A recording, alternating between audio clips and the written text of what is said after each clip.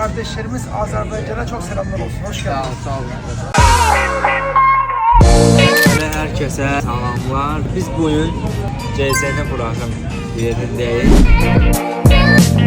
Oh my god.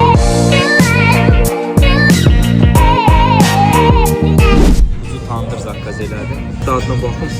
Yəni görünüş də çox gözəl. Bence de.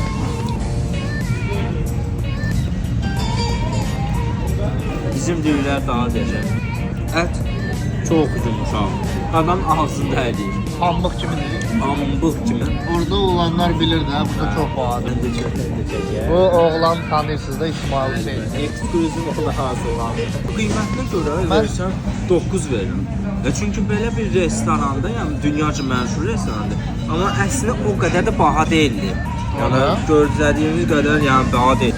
100 manata deyil. Hadi. Few moments later.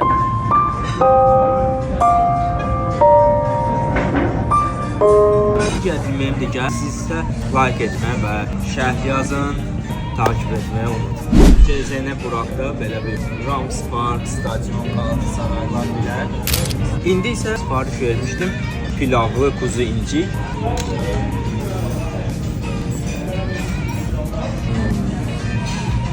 Süper. Bir de yanında böyle bir ayran var, köpüklü. Özü naneli ayran. Çok beğendim. Əhli yumuşaq. Düyüsü əsl Azərbaycan düyüsü kimi. Məsləhət görürəm, yəni bura gəlsək bundan sifariş verməyi unutmayın və kanalıma abunə olmağı və like atmağı Mütləq like edin, abone olun. bəli.